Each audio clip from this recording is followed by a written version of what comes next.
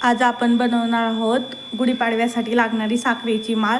त्यासाठी मी इथं दोरा एक भिजवून घेतलेले बघा, फूड कलर आपले 1 वाटी साखर घेतली, त्यासाठी अर्धी वाटी पाणी, थोडंसं इनो आणि 1-2 चमचे फक्त दूध। तर आता आपण पाक करून घेऊया बघा। आता आपण 1 वाटी पाणी अर्धी वाटी पाणी टाकून घेऊया बघा, आणि नंतर साखर टाकून घेऊयात। आता आपल्याला एक तारी असा पाक बनवायचा आहे बघा आपल्याला याचा।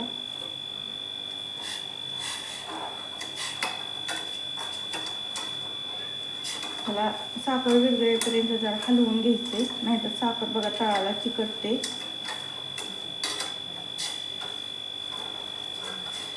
असं सतत हलवत आपल्याला पाक बनवून घ्यायचा आहे बघा। बघा आपला पाक होतोय तोपर्यंत आपण असं आप्पे पात्राला ना तूप लावून घेऊयात बघा। आपल्याला जेवढी घाटी बनवायची आहे ना अशी, किंवा हार म्हणा, आमच्या इकडे तर घाटी म्हणतात, तर हे असं तूप लावून घेऊयात बघा। अशा प्रकारे ना दोरा आपण टाकून घ्यायचा आहे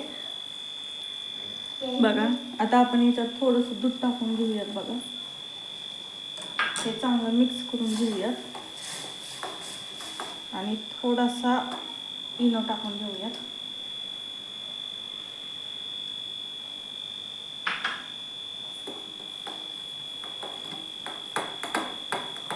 हलवून चांगलं मिक्स करून घेऊयात, आणि याचा आपल्याला गोळी बनवून घ्यायची आहे बघा व्यवस्थित बघा। आता आपण याच्यातील ना पाक थोडासा काढून घेऊयात आणि गोळी येते का पाहूयात बघा। तर ही यायला लागली बघा, गोळी आपली व्हायला लागली, अशी उचलून पण येते बघा। तर आपण आता हे आप्पे पात्रात टाकून घेऊयात बघा। आपण 2 वाट्यात थोडासा पाक काढून घेतलाय। आता एका ह्याच्यात थोडासा आपण फूड कलर टाकून घेणार आहे बघा, आणि एका ह्याच्यात हिरवा कलर। हे आपल्याला व्यवस्थित मिक्स करायचं, आपण कलरचं बनवणार आहोत बघा हार बघा। आता आपण ह्या आप्पे पात्रामध्ये बघा व्यवस्थित टाकून घेणार आहोत अगोदर बघा। आपला पाक हा घट्ट व्हायला लागलाय, त्याच्यामुळे अगोदर आपण हे टाकून घेऊयात भरभर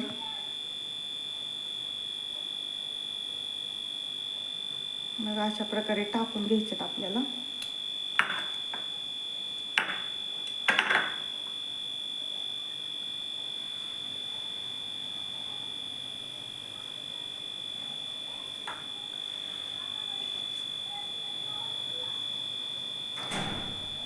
असंच आपण सगळं टाकून घेणार आहोत बघा। आपल्याला आता हे 1 तासाभरासाठी ना असंच ठेवायचं आहे बघा, रूम टेम्परेचरला, म्हणजे सेट होईल बघा। 1 तास झालाय आपली ही माळ तयार झालेली आहे बघा।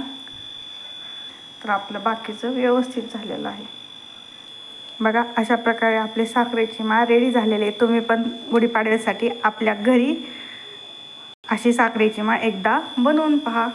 चला तर मग, धन्यवाद।